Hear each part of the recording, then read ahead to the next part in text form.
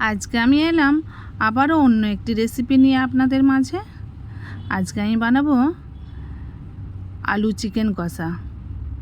ছোট্ট বড় সকলকে জানাই ভালোবাসা এবং সকলের জন্য আমার দোয়া রইল। হ্যালো এভরিওয়ান, আসসালামু আলাইকুম গাইজ, কেমন আছেন? আলহামদুলিল্লাহ আমরা ভালো আছি। ফার্স্ট এখানে আমি ওভেনে কড়া বসিয়ে দিলাম। পরিমাণ মতো তেল দিয়ে লবণ আর হলুদ দিয়ে আমি আলুগুলো ভালো করে ভেজে নেব। দেখুন ভাজা হয়ে গেলে আমি এবার তুলে নেব আলুগুলো। দেখুন তুলে নেব। তুলে নেওয়ার পরে ওই কড়াতেই আমি পরিমাণ মতো তেল দিলাম এবং আমি গোটা গরম মশলা আর কারি পাত্তার ফোড়ন দিলাম। দেওয়ার পরে একবার জাস্ট নেড়ে নেব। এবার আমি পেঁয়াজ কুচিগুলো দিয়ে দেবো।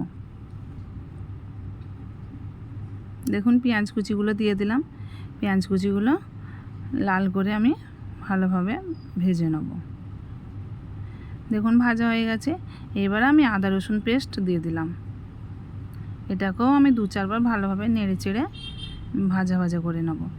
এরপর আমি কাঁচা লঙ্কা, লাল কাঁচা লঙ্কা নিয়ে আসছিলো পেস্ট করে রেখেছি, ওটা দিয়ে দিলাম 1 চামচ। এটাকেও ভালোভাবে আমি 2-4 বার নাড়াচাড়া করে নেব। এরপরে আমি মশলা দিয়ে দেবো। দেখুন হলুদ, লঙ্কা, ধনে, জিরে গুঁড়ো দিয়ে দিলাম। ভিডিওটা যদি আপনাদেরকে ভালো লাগে অবশ্যই আপনারা লাইক, কমেন্ট, শেয়ার করে পাশে থাকবেন এবং সাবস্ক্রাইব করবেন। এরপর আমি টমেটো কুচি দিয়ে দিলাম। টমেটো কুচিটা ভালোভাবে আমি কষিয়ে যাতে নরম হয়ে যায়। দেখুন কষানো হয়ে গেছে মশলাটা। এরপর আমি চিকেনগুলো দিয়ে দিলাম। ভালোভাবে আমি কষিয়ে নেব। দেখুন ভালোভাবে কষিয়ে নেব। চিকেন অনেক রকম করেই বানানো যায়, কেউ আলু দিয়ে, কেউ শুধু, অনেক রকম দই দিয়ে, যার যেটা ভালো লাগে। দেখুন আলু ভাজাগুলো দিয়ে দিলাম। এবার ভালোভাবে সবগুলো আমি ভালোভাবে কষিয়ে নেব। দেখুন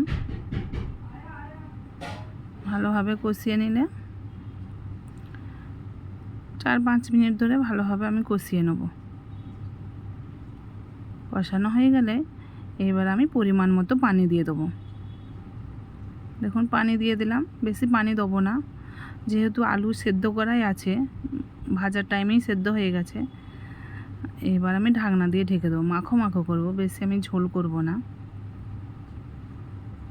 দেখুন আমি পুদিনা পাতা কারি পাতা দিয়েছি, খুব সুন্দর একটা গন্ধ। দেখুন রান্নাটা পুরো কমপ্লিট হয়ে গেছে। দেখুন কত সুন্দর ইয়াম্মি লাগছে। ভিডিওটা আর বেশি বড় করব না। সবাই ভালো থাকবেন, সুস্থ থাকবেন। আজকে তাহলে এই পর্যন্ত। আল্লাহ হাফিজ।